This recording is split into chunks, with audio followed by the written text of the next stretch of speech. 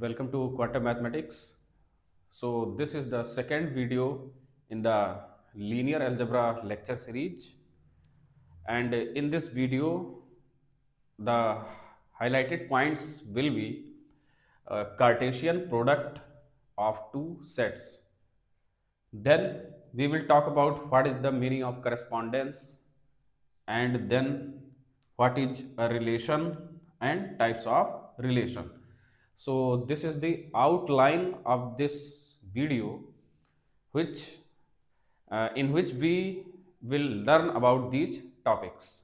So first topic is Cartesian product. So what is Cartesian product, and what is the benefit of this term in mathematics? तो अगर हम Cartesian product को समझना चाहें कि क्या होता है, by the way this product is not the product of numbers, that means कि मल्टीप्लिकेशन नहीं है नंबर्स का। ये प्रोडक्ट हम सेट थियरी में पढ़ते हैं कि दो सेट का प्रोडक्ट कई ढंग से पढ़ा जाता है, तो यहाँ हम कार्टेशियन प्रोडक्ट की बात कर रहे हैं। अब और कौन कौन से टाइप के प्रोडक्ट पॉसिबल हैं ये हम फर्दर आगे लेक्चर में सीखेंगे। तो अभी हम एक शुरुआत कर रहे हैं कि अगर दो सेट हमारे पास हैं, suppose we have two sets, two, अब यहां एक ऐड कर देंगे वर्ड नॉन एम्प्टी, बिकॉज अगर एम्प्टी सेट है तो उसमें कुछ है ही नहीं, so there is nothing to talk about that set, so therefore this particular notion must be highlighted that these two sets are non-empty. Suppose we have two non-empty sets A and B, then the Cartesian product is denoted as A cross B and this is defined as, so Cartesian product का जो symbol है वो हम normal multiplication symbol से ही रखते हैं, A cross B, and this is defined as the collection of all ordered pairs such that the first ordinate comes from the first set and the second ordinate comes from the second set. तो अगर हम ऐसे ordered, अच्छा इसमें ordered pair word आ रहा है, तो ordered का मीनिंग ये है कि हमने एक ऑर्डर सेट किया है कि जो पहला ऑर्डिनेट है, पहला कोऑर्डिनेट जो है वो पहले सेट का एलिमेंट होगा और जो सेकंड कोऑर्डिनेट है वो सेकंड सेट से लिया जाएगा। तो जो ए क्रॉस बी है ये एक ऑर्डर्ड पेयर्स का कलेक्शन होता है जिसमें फर्स्ट ऑर्डिनेट्स पहले सेट के होंगे और सेकेंड ऑर्डिनेट्स सेकेंड सेट के होंगे। तो ये तो एक जनरल डिफिनीशन हो गया। अच्छा, इसका यूज कहाँ पे है? तो सबसे ज़्यादा इसका यूज जो है वो हम ज्योमेट्री में पढ़ते हैं। ज्योमेट्री में जो हम कोऑर्डिनेट ज्योमेट्री इन 2 डायमेंशन पढ़ते हैं या जिसको कार्टेशियन ज्योमेट्री कहते हैं, वहाँ पे इसका बहुत ज़्यादा यूज है। सबसे ज़्यादा यूज तो वहीं पे है, बाकी और तमाम जगहों पर तो रहेगा ही, बट ज्योमेट्री में एक खास रोल उसका यहाँ पे है, क्योंकि जो यहाँ पर जो हम सेट ए और बी लेकर चल रहे हैं, अभी उसी को हम एक पर्टिकुलर एग्जाम्पल सेट कर दें कि ए और बी दोनों रियल नंबर सेट हो जाए, तो जो ये ए क्रॉस बी है ये बन जाएगा आर क्रॉस आर, यानी वही जो एक्स एक्सिस और वाई एक्सिस का कॉन्सेप्ट हम यहाँ पे पढ़ते हैं। ये ज्योमेट्री जो हमने पढ़ रखा है, this is y axis and this is x axis, this point is origin O 0,0 and any general point on this plane, इस प्लेन में, इस कार्टेशियन प्लेन में, इस कोऑर्डिनेट प्लेन में कोई भी पॉइंट हम सेलेक्ट करेंगे तो उसका कोऑर्डिनेट सपोज अगर A, B है या X, Y है, तो इस ज्योमेट्री में इसका मीनिंग क्या होता है कि first coordinate represents the intercept on the first axis, कि यहाँ पर कितना इंटरसेप्ट बना रहा है, and the second coordinate represent the intercept on second axis, that means y axis, and if we generalize this concept using x and y both as r, so we are selecting x equal r set of all real numbers and also y is equal r set of all real numbers, then their Cartesian product x cross y becomes r cross r, जिसमें दोनों ordinates क्या हैं, real numbers हैं। तो यही हमारा coordinate plane जो है वो बन जाता है। तो यहाँ जो हम पढ़ने जा रहे हैं कार्टेशियन प्रोडक्ट, इसका डायरेक्ट एप्लीकेशन यहाँ पे आप ऑलरेडी पढ़े हुए होंगे लोअर क्लासेस में। जनरली 10th क्लास में 12th क्लास में हम ये सब पढ़ते हैं। तो इट्स जस्ट अ रीकैप कि कार्टेशियन प्रोडक्ट होता क्या है। तो कोई दो सेट अगर हमारे पास है, पहली चीज तो नॉन एम्प्टी सेट होना चाहिए, because if the set is empty there is nothing to talk about. तो हम दो नॉन एम्प्टी सेट कंसीडर करेंगे ए एंड बी। उनका कार्टेशियन प्रोडक्ट जो है वो डिफाइंड होगा सेट ऑफ ऑर्डर्ड पेयर्स। और ये ऑर्डरिंग किस ढंग से की गई है, हमने ऑर्डर लिखने में किया है कि फर्स्ट ऑर्डिनेट, इसको हम कहते हैं ऑर्डिनेट, या चीटिंग लैंग्वेज में हम कोऑर्डिनेट भी बोलते हैं। तो first ordinate comes from the first set and second ordinate comes from the second set. तो ऐसे ऑर्डर्ड पेयर का जो कलेक्शन होता है एक सेट बनाता है, और ये सेट कहलाता है इन दोनों सेट्स का कार्टेशियन प्रोडक्ट। तो और इसका मैंने एक एप्लीकेशन यहाँ पे आपको दिखा दिया कि हम जो वहाँ ज्योमेट्री पढ़ते हैं, दो पॉइंट्स के बीच का डिस्टेंस मेजर करना या इंटरसेप्ट देखना, फिर स्ट्रेट लाइन पढ़ना, उस स्ट्रेट लाइन पर परपेंडिकुलर का डिस्टेंस क्या होगा। तो सारी ज्योमेट्रिकल एक्टिविटीज में मेन सेंट्रल रोल होता है इन कोऑर्डिनेट एक्सिस का, एक्स और वाई का। और मोस्टली यहाँ पे रियल एक्सिस ही कंसीडर होता है, एक्स और y both are real axis, real numbers का जिक्र होता है। तो कार्टेशियन प्रोडक्ट यहाँ पे डायरेक्ट दिख रहा है। अब बाकी इसके कुछ एग्जांपल्स भी हम सेट कर सकते हैं। एक एग्जांपल तो यही सीधा सीधा है, बाकी वैसे अगर सेट थियोरेटिक एग्जांपल चाहिए तो हम एक एग्जांपल छोटा सा पिक करेंगे। Suppose we have the set A equal very small set 1, 2 and set B is equal A, B, C. So both are finite sets और हम इसमें फाइंड करेंगे इनका Cartesian product A cross B। तो what is A cross B? हमने अभी बताया कि A क्रॉस B में हम पेयर्स बनाएंगे, ऑर्डर्ड पेयर्स बनाएंगे, जिसमें किसी भी एक पेयर को जब आप लिखेंगे तो उसमें पहला ऑर्डिनेट पहले सेट से होगा और दूसरा ऑर्डिनेट दूसरे सेट से होगा। तो पहले सेट से अगर हम 1 सेलेक्ट करें तो 1 के साथ कितने कॉम्बिनेशन हम बना सकते हैं, तो एक 1 के साथ हम ए लिख सकते हैं, ये पहला ऑर्डर्ड पेयर हो गया, कॉमा सेकेंड पेयर जब हम बनाएंगे तो फिर 1 फिक्स है, उसके बाद हम लिख सकते हैं बी एंड नाउ सिमिलरली 1, सी। सो अगर हम ए का पहला एलिमेंट सेलेक्ट करें तो बी के तीनों एलिमेंट्स के साथ 3 ऑर्डर्ड पेयर बन गए। ऐसे ही similarly we can also form other ordered pairs using the first ordinate 2 from the set A and these 3 from the set B, 2, A, next 2, B, next 2, C. So these are the ordered pairs in this collection, and in each ordered pair first ordinate is an element of the first set A 1, 2 and the second ordinate is an element of the second set V, which is A, B and C, collection of A, B and C.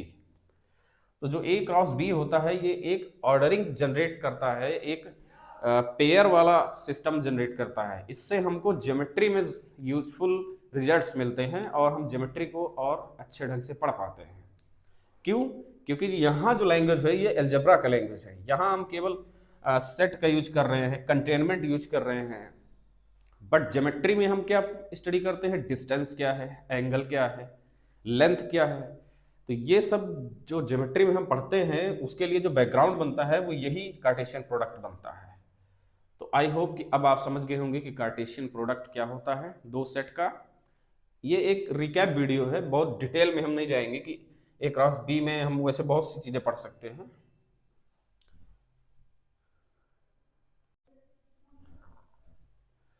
So we just learned about the ordered pairs which are the elements of the Cartesian product of any two sets। अब हम आगे पढ़ेंगे कि correspondence क्या होता है, और correspondence word जो है ये सबसे फंडामेंटल है जब भी हम फंक्शन को पढ़ना चाहते हैं, रिलेशन को पढ़ना चाहते हैं। तो अगर हमें ये पता है कि करस्पॉन्डेंस का मीनिंग क्या है, तो एक बेस बन जाता है कि किस टाइप के करस्पॉन्डेंस को हम रिलेशन कहेंगे और कौन कौन से रिलेशंस फंक्शंस बनेंगे। ऐसा नहीं है कि ये तीनों इंडिपेंडेंट हैं, these are all in a chain and the foundation is correspondence.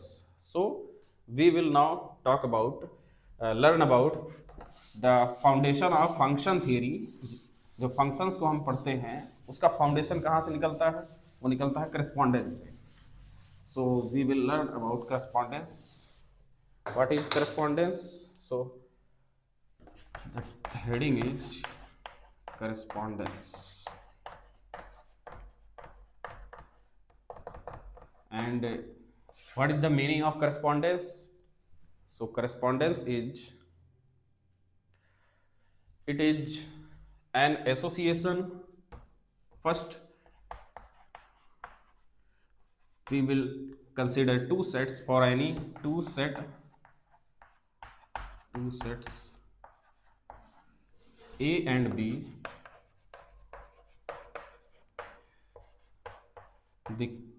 not the, यहाँ द नहीं यूज करेंगे, ग्रामर आ गया।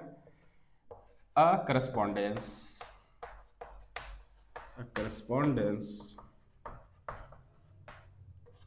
between the elements, the correspondence between the elements of A and B is an association,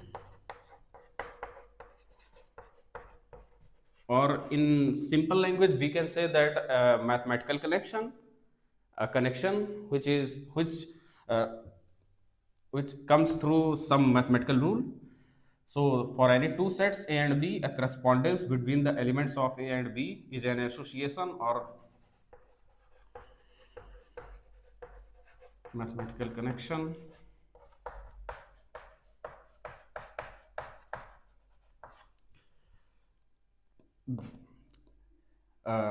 is an association or mathematical connection। बस यही हो गया। So अगर कोई दो सेट हमारे पास A और B हैं तो करस्पॉन्डेंस क्या होता है, दोनों के एलिमेंट्स के बीच में एक कनेक्शन होता है, एक एसोसिएशन होता है।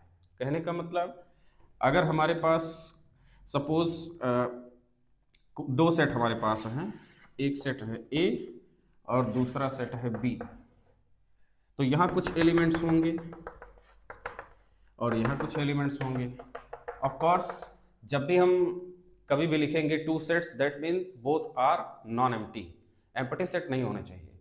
अगर सेट एम्प्टी है तो उसमें कुछ बात ही नहीं कर सकते, हम कर सकते हैं बट उतना डिटेल में नहीं। So for any two sets A and B, that mean these sets are non empty, a correspondence between the elements of A and B।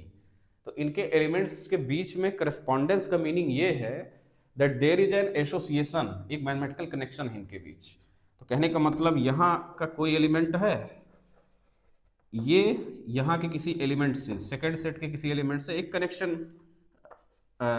Establish करता है, तो इस टाइप के कनेक्शन को हम कहेंगे करस्पॉन्डेंस। बट अगर हमको ये पूछा जाए कि हम ये सवाल करें, हम ये क्वेश्चन करें कि क्या ये रूल, क्या ये मैथमेटिकल कनेक्शन हमको ये आंसर दे सकता है कि कौन से एलिमेंट्स दूसरे सेट के एलिमेंट से मैच हो रहे हैं और कौन से नहीं हो रहे हैं, अगर हो रहे हैं तो क्यों हो रहे हैं और नहीं हो रहे तो क्यों नहीं हो रहे हैं।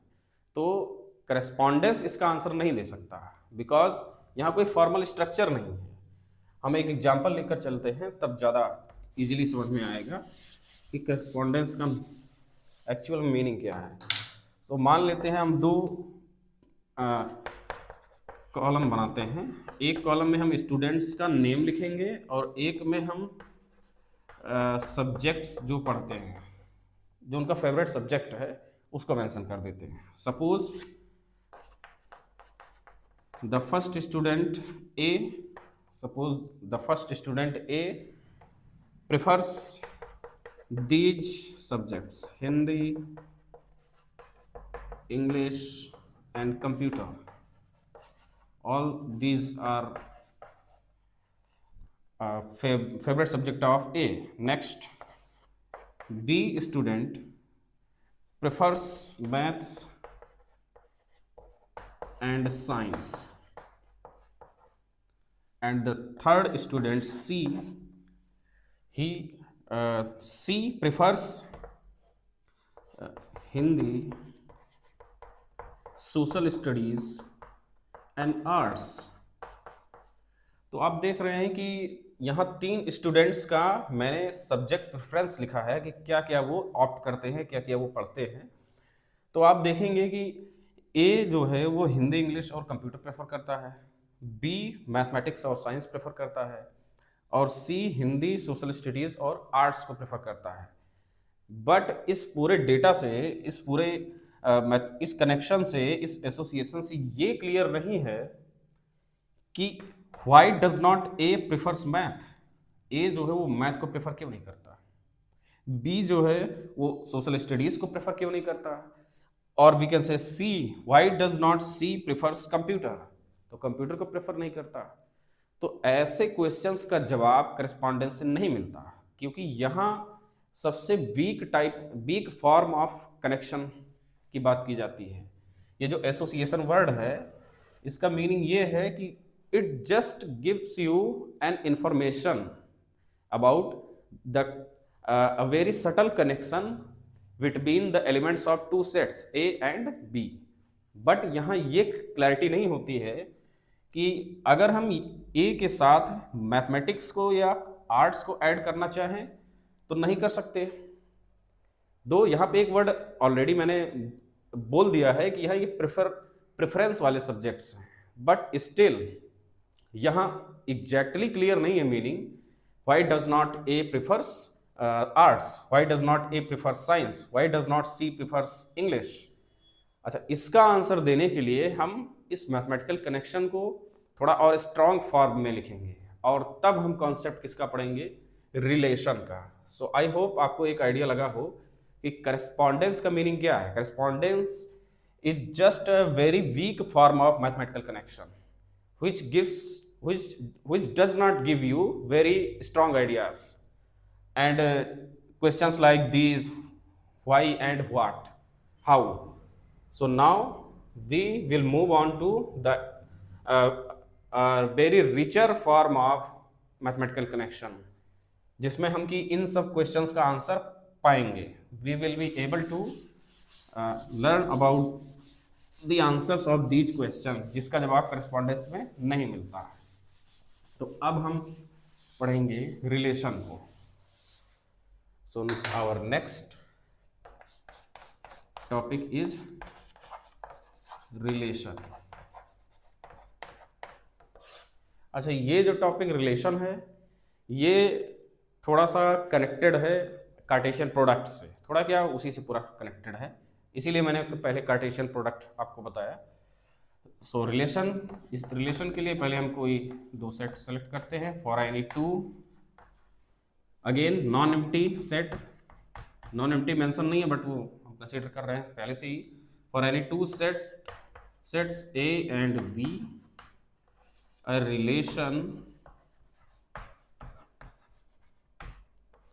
relation between the elements। अच्छा, अभी तक मैंने ये नहीं लिखा कि रिलेशन बिटवीन सेट, या करस्पॉन्डेंस में भी मैंने ऐसा नहीं लिखा कि relation between set, mathematical connection between set A and B। मैंने क्या लिखा, रिलेशन या mathematical connection between the elements.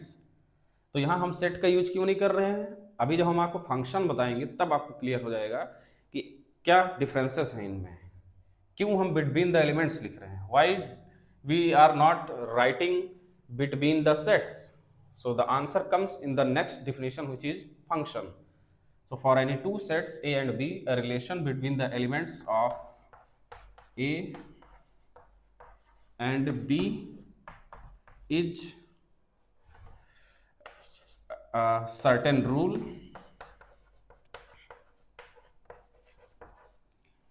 and a relation। अच्छा, रिलेशन को हम कैपिटल आर से लिखेंगे, यहाँ हम पहले से ही फिक्स कर देते हैं। So for any two sets A and B, a relation capital R between the elements of A and B is a certain rule, and according to this rule,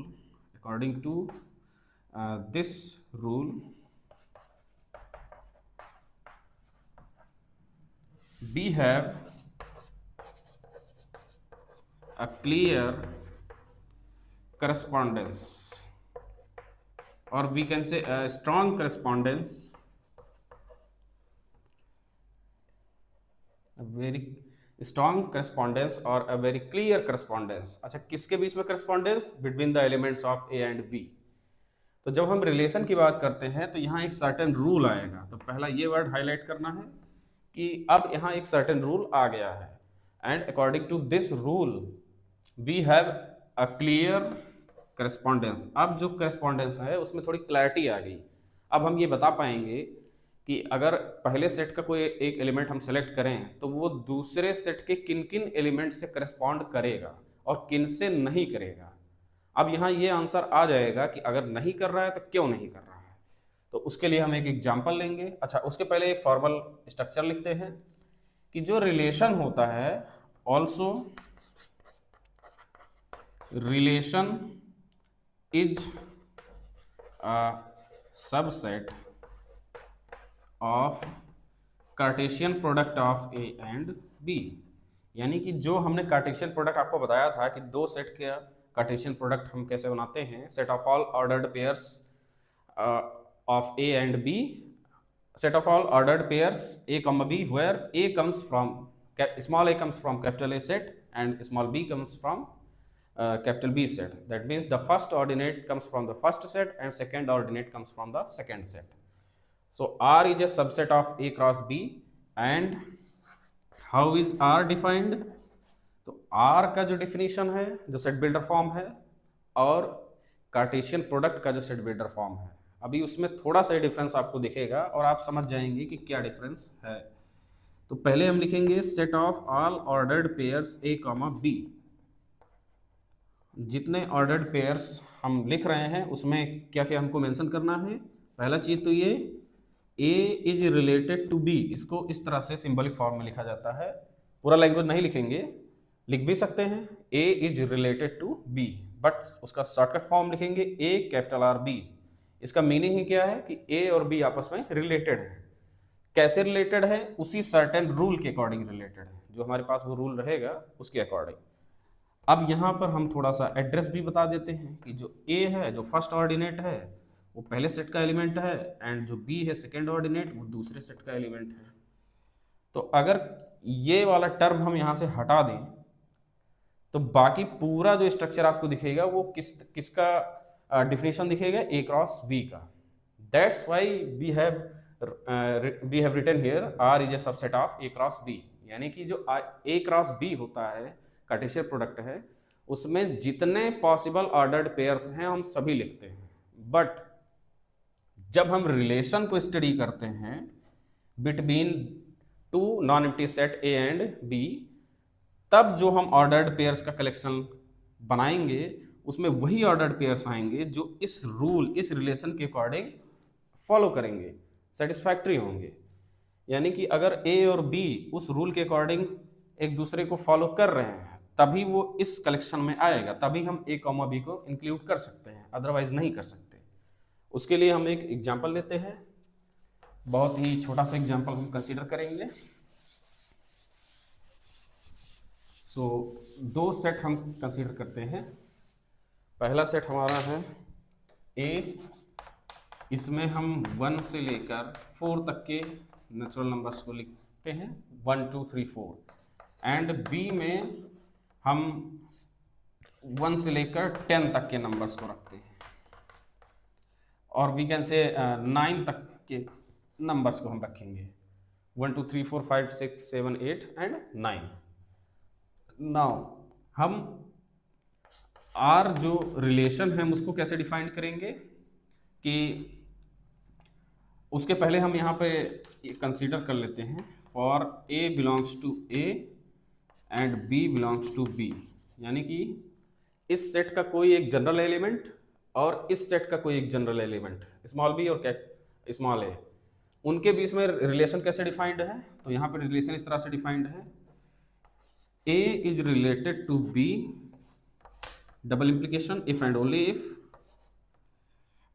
हम रूल बना देते हैं b is equal to A square, और इसको ऐसे भी लिख सकते हो आप, पहले ए स्क्वायर लिखो, A square is equal to B.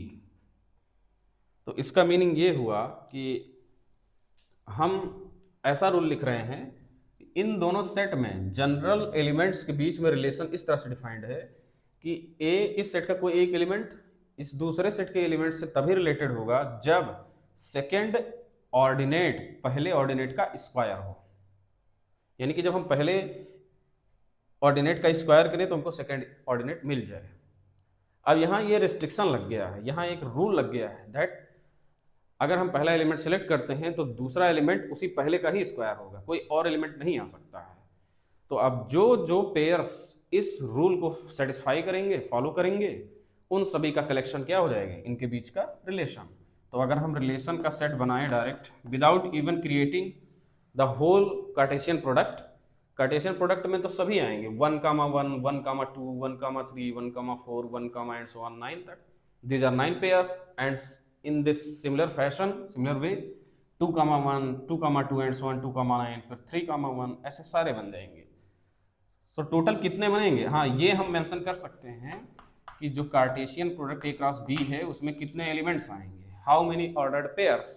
तो उसके लिए फार्मूला हमारे पास, अगर ए और बी दो फाइनाइट सेट हैं, ए में नंबर ऑफ एलिमेंट्स m है, बी में नंबर ऑफ एलिमेंट्स n है, तो यहाँ हम छोटा सा लिख देते हैं, suppose a has m elements and b has n elements, then a cross b has m cross n elements। तो अगर पहले सेट में m एलिमेंट, दूसरे सेट में n एलिमेंट, तो कार्टेशियन प्रोडक्ट में m क्रॉस n एलिमेंट। इसका मतलब यहाँ 4 एलिमेंट हैं, यहाँ 9 एलिमेंट हैं, तो टोटल कितने बन गए? 36 एलिमेंट। तो इसका मतलब यहाँ ये हुआ कि जब इन दोनों सेट के लिए हम a क्रॉस b फॉर्म करेंगे, कार्टेशियन प्रोडक्ट बनाएंगे, तो टोटल 36 ऑर्डर्ड पेयर्स बनेंगे, 36 ऑर्डर्ड पेयर्स, और इन्हीं का कलेक्शन कहलाएगा ए क्रॉस बी। अब हम देखेंगे कि सभी ऑर्डर्ड पेयर्स इस रूल के अकॉर्डिंग फॉलो नहीं करेंगे, कुछ ही ऐसे होंगे जो इस रूल को सेटिस्फाई करेंगे, और उन्हीं ऑर्डर्ड पेयर्स का जब हम कलेक्शन बनाएंगे, उन स्पेशल ऑर्डर्ड पेयर्स का कलेक्शन बनाएंगे, तो वही कहलाएगा कैपिटल आर, यानी कि इस रिलेशन में क्या क्या होगा। तो अब हम अगर पहला सेलेक्ट करें, मान लो हमने पहला सेलेक्ट किया 1,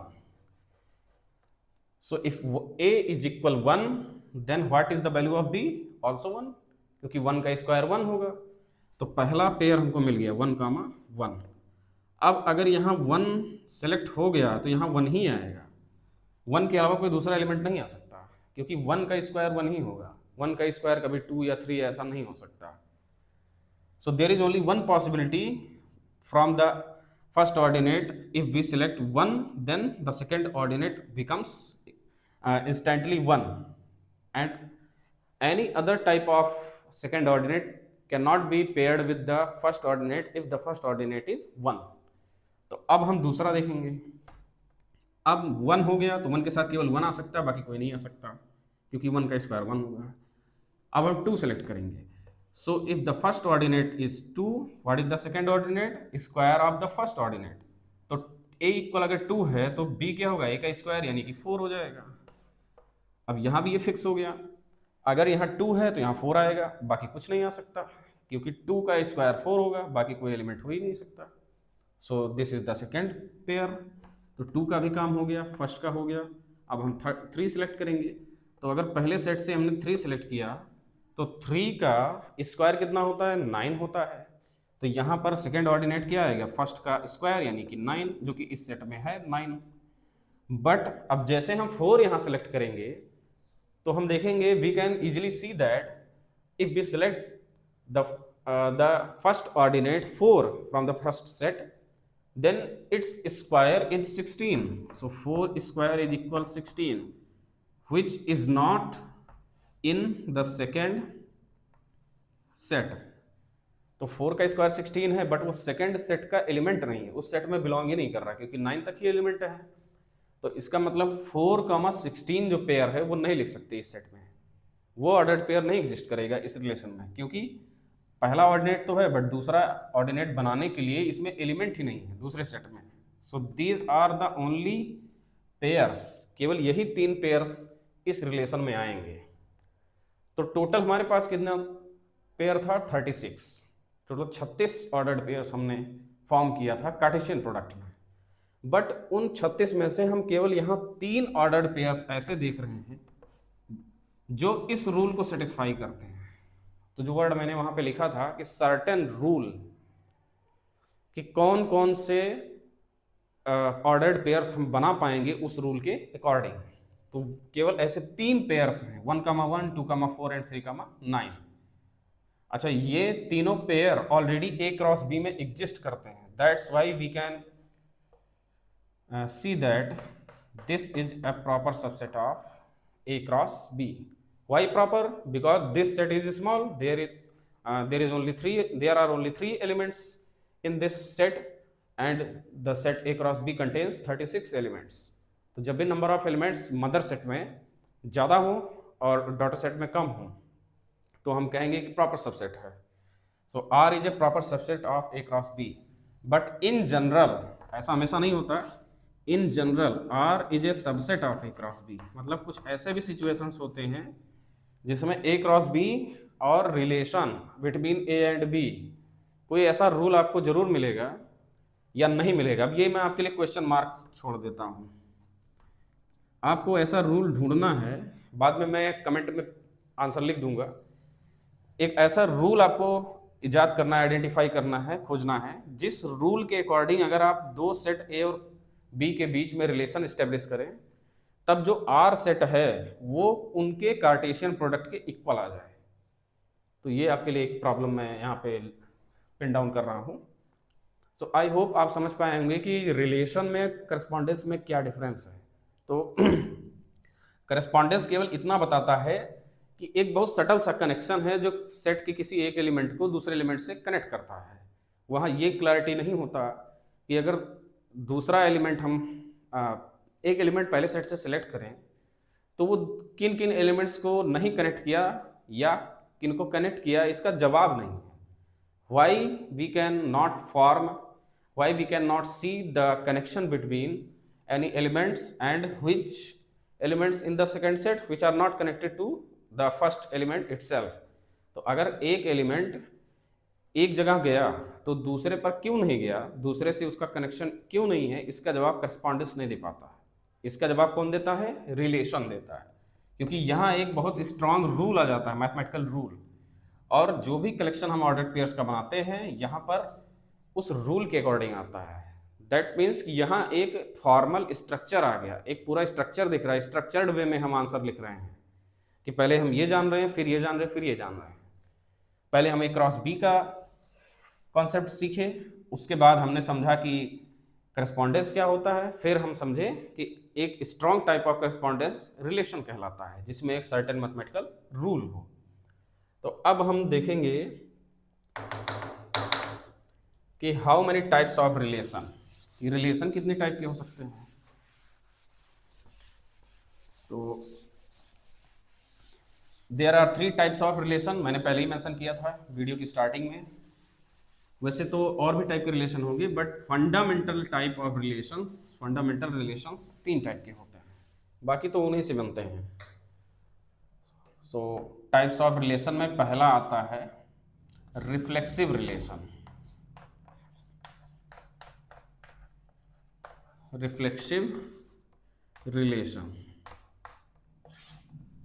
और यहां पर मैं पहले से मेंशन कर देता हूं, हम 2 सेट की बात कर रहे हैं, एक सेट है A और दूसरा सेट है B, इन्हीं के बीच में हम रिलेशन की स्टडी कर रहे हैं। ठीक है, तो इसमें रिफ्लेक्सिव रिलेशन का मीनिंग क्या है, किस टाइप के रिलेशन को हम कहते हैं कि रिफ्लेक्सिव रिलेशन है। तो उसका डिफिनीशन ये है, फॉर ऑल नहीं लगाएंगे, ये तो गड़बड़ हो गया। For A belongs to A if A comma A belongs to the set of ordered pairs which form the relation set।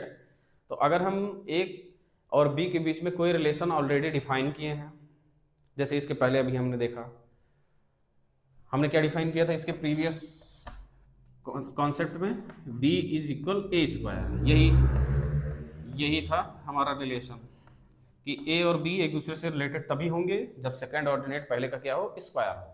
तो हम यही लेकर चलते हैं।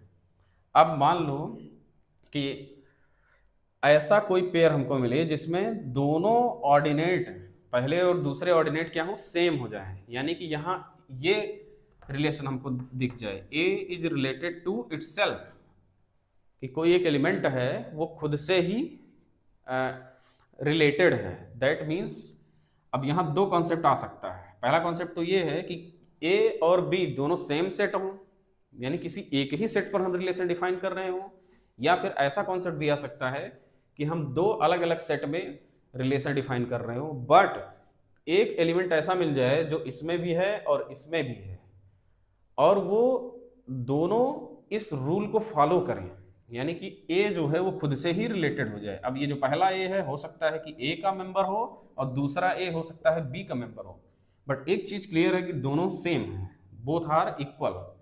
जैसे इसमें हमने देखा था एक ऑर्डर पेयर हमने लिखा था 1, 1, तो यहाँ इसी टाइप के पेयर की बात की जा रही है।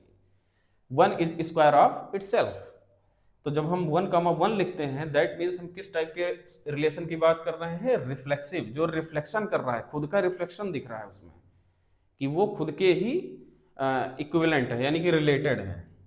इक्विवेलेंट नहीं कहेंगे, रिलेटेड कहेंगे। So if A is related to itself and a comma a is contained in this set of all ordered pairs which form a relation, तो ऐसे टाइप के रिलेशन को हम कहते हैं रिफ्लेक्सिव रिलेशन। तो यहाँ 1, 1 जो है वो ए स्क्वायर सॉरी रिलेशन सेट में है, बट यहाँ पर एक सर्टेन वो आ जाता है, क्लैरिटी हमको मेंशन करना पड़ेगा।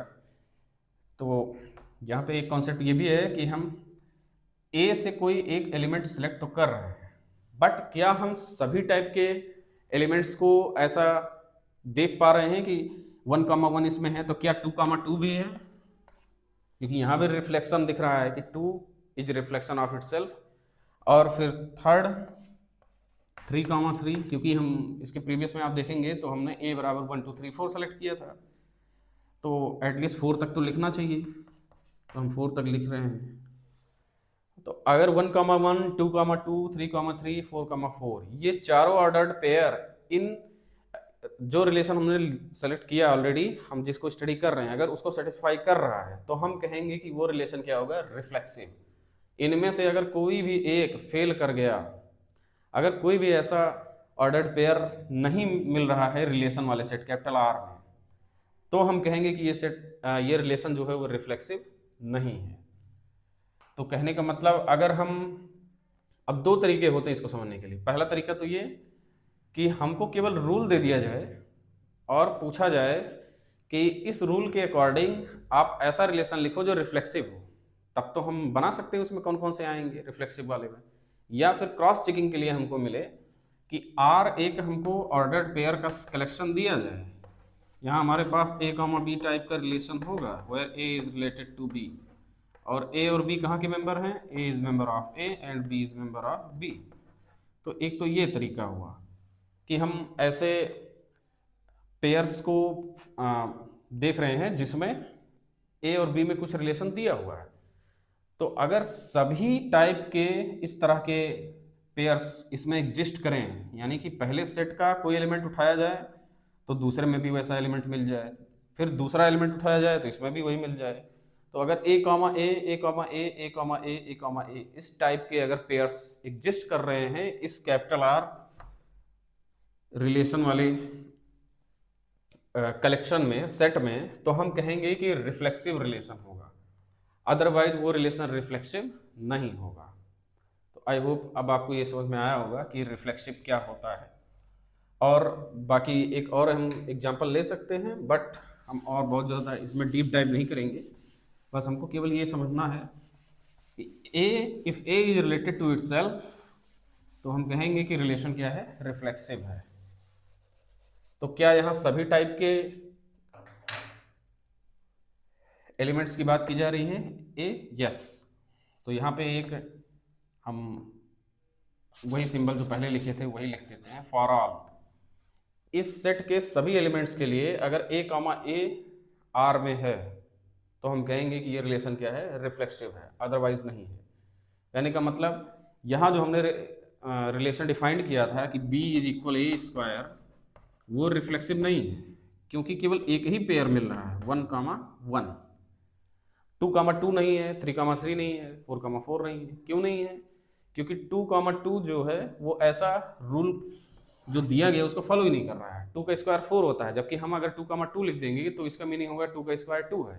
तो इसका मतलब इस रिलेशन के अकॉर्डिंग 2 जो है वो 2 से रिलेटेड नहीं है, बट 2 इज रिलेटेड टू 4। तो 2, 2 जो है वो इस रिलेशन के अकॉर्डिंग आर में नहीं आएगा, रिलेशन वाले कलेक्शन में नहीं आएगा। इसका मतलब ये हुआ कि ये जो रिलेशन है ये रिफ्लेक्सिव नहीं है। यहाँ पे एग्जांपल भी दिख गया, ये रिलेशन जो है वो रिफ्लेक्सिव नहीं है। तो अब हम नेक्स्ट टॉपिक पे आएंगे। Now we will talk about symmetric relation, कि कौन सा रिलेशन सिमेट्रिक कहलाता है।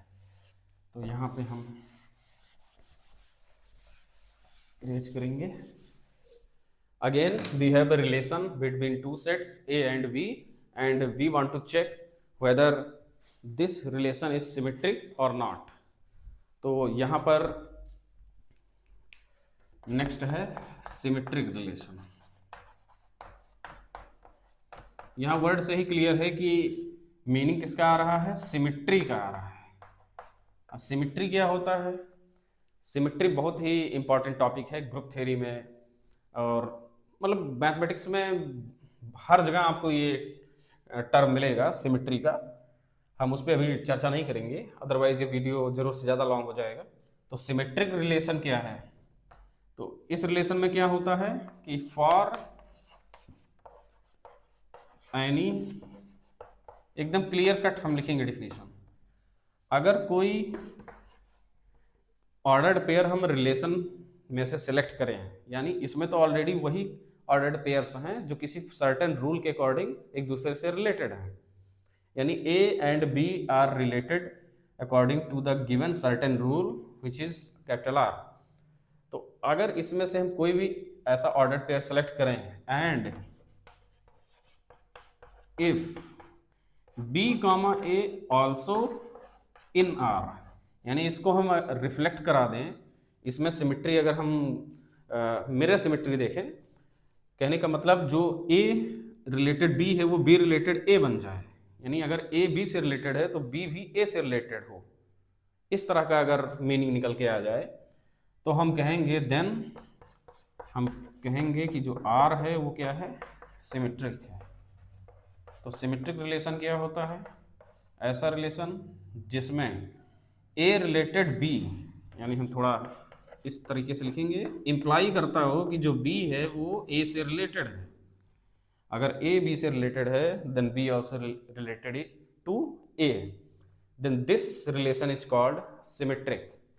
तो अगर X जो है वो Y से रिलेटेड है और Y X से भी रिलेटेड है, ऐसा पर्टिकुलर रूल दिया गया हो जिसमें ये दोनों फॉलो हो जाएं, and for all X, Y in this capital R, तो यहाँ पर एनी नहीं करेंगे, फॉर ऑल कर देंगे कि कोई भी ऑर्डर्ड पेयर हम सेलेक्ट करें A, B, अगर उसका मिरर सिमेट्री जो है B, A वो भी उसमें हो, यानी कि मान लो कोई एक रिलेशन है जिसमें हम ढेर सारे ऑर्डर्ड पेयर्स लिखे हैं और इसमें से अगर एक हम ऐसा कोई देखें, मान सपोज भी सेलेक्ट एन ऑर्डर्ड पेयर 1, 2, अगर कोई ऐसा रिलेशन है जिसमें 1, 2 ऑर्डर्ड पेयर है, यानी कि 1 और 2 रिलेटेड हैं किसी रूल के अकॉर्डिंग, और उसी कलेक्शन में ये भी दिख जाए कि 2, 1 भी है, यानी कि 2 and 1 are also related to according to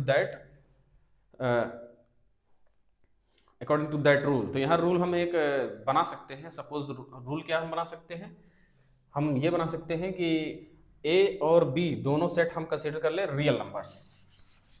तो बहुत ब्यूटीफुल एग्जांपल क्रिएट हो जा रहा है कि हम दोनों सेट को रियल नंबर्स कंसीडर करें। तो हमने क्या कंसीडर किया, A equal capital R, B equal capital R. यहाँ कैपिटल आर का मीनिंग रिलेशन नहीं, इसलिए मैंने डबल पाई खींचा है। यहाँ set of all real numbers की बात हो रही है। तो ये दोनों और ये दोनों डिफरेंट हैं, ये रियल नंबर्स हैं और ये रिलेशन है। तो इसमें रिलेशन अगर इस तरह से डिफाइन हम कर दें, if and only if both A and B are integers. तो हमने जो ए और बी सेट लिया है वो कौन सा लिया है, दोनों रियल नंबर का सेट है। रियल नंबर में क्या आता है, रेशनल नंबर भी, इरेशनल भी, काउंटिंग भी, उसी को नेचुरल नंबर कहते हैं, इंटीजर्स भी आते हैं। बट हम जो रिलेशन डिफाइन कर रहे हैं इन दोनों के बीच, वो एक बहुत पर्टिकुलर रूल के अकॉर्डिंग है। रूल क्या है कि दोनों एलिमेंट्स, पहला एलिमेंट पहले सेट का, दूसरा एलिमेंट दूसरे सेट का है। ये अलग बात है कि दोनों सेट सेम है, दोनों रियल नंबर सेट है। दोनों एक दूसरे रिलेटेड तभी होंगे जब दोनों क्या हों, इंटीजर्स हो। तो आप देखोगे कि 1, 2 इसको सेटिस्फाई कर रहा है। 1 and 2 are related according to this rule because both are integers. और यहाँ पर 2, 1 भी करेगा क्योंकि 2 और 1 भी इंटीजर्स हैं। ऐसे हम कोई भी इंटीजर सेलेक्ट करेंगे, मतलब अगर m, n हम सेलेक्ट करेंगे तो n, m भी इसमें आएगा, where m and n belongs to z, set of all integers. तो अगर हम इंटीजर वाला रिलेशन देखें कि दो एलिमेंट्स तभी रिलेटेड होंगे जब दोनों इंटीजर हों, तो ऐसे सभी पेयर का मिरर सिमेट्री मिलेगा इसमें। तो ये रिलेशन जो है वो सिमेट्रिक रिलेशन है इन दोनों सेट के बीच, ए और बी के बीच। तो अगर ए और बी दोनों रियल नंबर का सेट है, then the relation of these sets, these relation between the element of these sets is defined as two elements are related if and only if both are integers, then this relation is a symmetric relation। तो ऐसा relation जो है वो symmetric हो जाएगा। बाकी और भी एग्जांपल्स हो सकते हैं, बट आई थिंक ये बहुत इजी है समझने के लिए कि सिमेट्रिक है या फिर नहीं है। एक और भी आप समझ सकते हो कि अगर हम ऐसा कोई कलेक्शन बनाएं जिसमें pair wise mutually perpendicular lines का कलेक्शन हो, कि कोई भी दो लाइन सेलेक्ट करें तो एक दूसरे के परपेंडिकुलर होना चाहिए और कोई भी लाइन किसी दूसरे लाइन के पैरेलल नहीं होना चाहिए।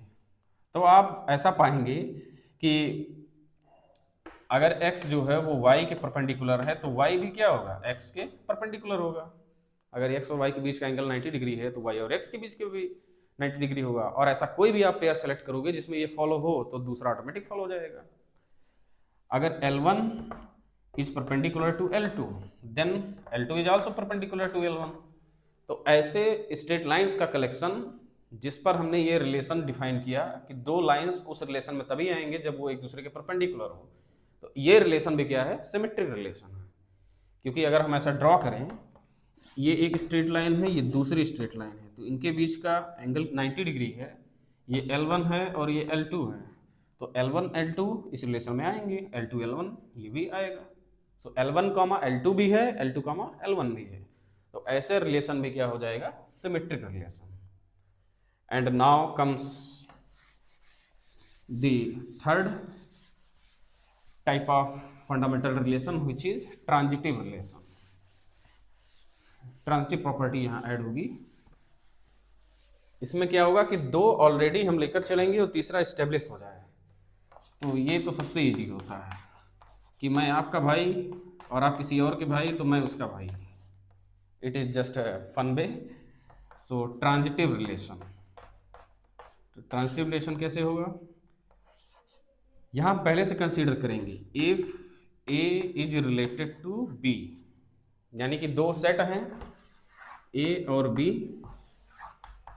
और उनमें एक रिलेशन डिफाइंड कैपिटल आर है, यहाँ स्मॉल ए और यहाँ स्मॉल बी। तो ए इस सेट में, बी उस सेट से तभी रिलेटेड होगा, सॉरी नॉट तभी रिलेटेड होगा, अगर ऑलरेडी रिलेटेड हैं एंड अच्छा ये हम हटा देते हैं क्योंकि ये नोशन गड़बड़ कर देगा। So if A is related to B and B is related to C, एक तीसरा सेट आ जाए, रखते कोई इशू नहीं होगा। सी एक तीसरा सेट है और यहाँ पर एक रिलेशन कैपिटल आर है, तो हम एक तीसरा सेट ना क्रिएट करके हम ये भी कह सकते हैं कि ये दूसरे ही सेट में जा रहा है बट दो अलग अलग डिफरेंट एलिमेंट में।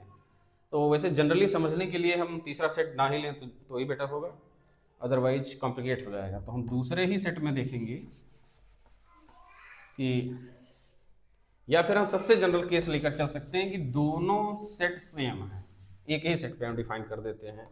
तो जो आर है वो ए पर ही डिफाइंड है, कोई एक सेट ए है उसी पर डिफाइंड है। अदरवाइज अगर हम अलग सेट कंसीडर करेंगे ए से बी तो बी से सी पर जाना पड़ेगा, इसीलिए हम एक सिंपल डिफिनेशन लेकर चलेंगे। R is a relation which is defined on A and, अगर हम दो ऑर्डर पेयर सेलेक्ट करें यानी ए कामा बी, जो कि इसका मीनिंग ट्रांसलेट करता है A is related to B, और B comma C which means B is related to C, gives A related C, or we can say A comma C, then R is transitive। तो R क्या हो जाएगा? Transitive. तो अगर A B से related है, B C से related है, तो ये दोनों मिलकर अगर हमको ऐसा कोई रिजल्ट दे दें कि A जो है वो C से रिलेटेड है, तब ऐसा रिलेशन कहलाएगा ट्रांजिटिव। और यहाँ सभी पेयर्स की बात की जा रही है, कहने का मतलब for any A comma B and B comma C, कि कोई भी ऐसे दो पेयर हम सेलेक्ट करें जिसमें पहले में जो सेकेंड ऑर्डिनेट है वो दूसरे में पहला ऑर्डिनेट बन जाए।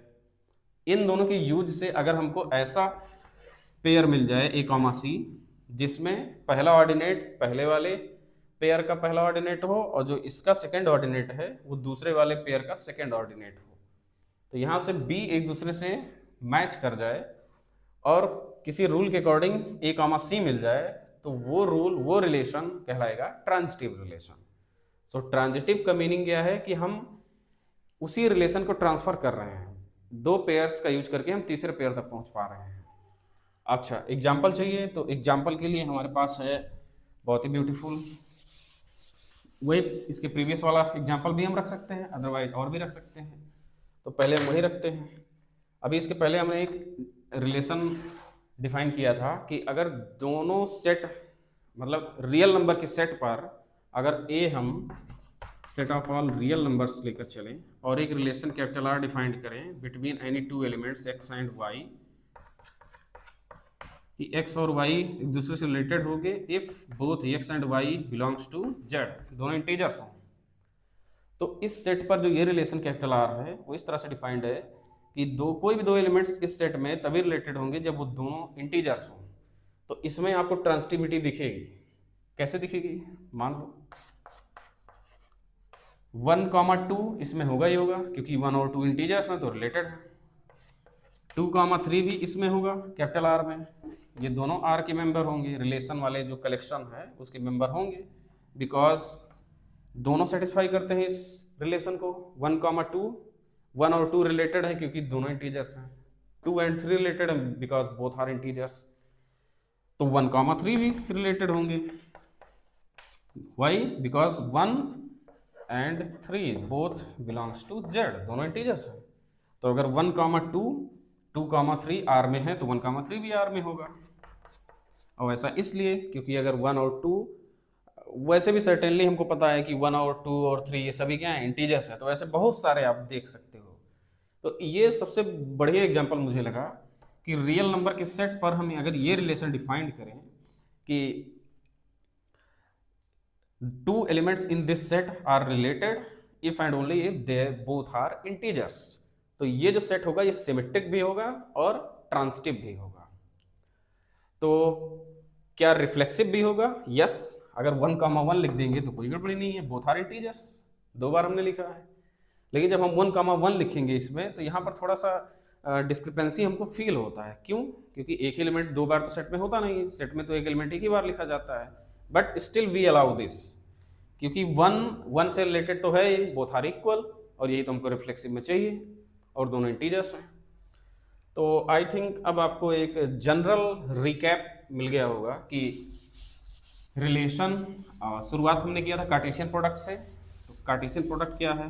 कार्टेशियन प्रोडक्ट का सबसे ज़्यादा यूज ज्योमेट्री में होता है। उसके बाद दूसरा यूज केस हमको मिलता है रिलेशन समझने में।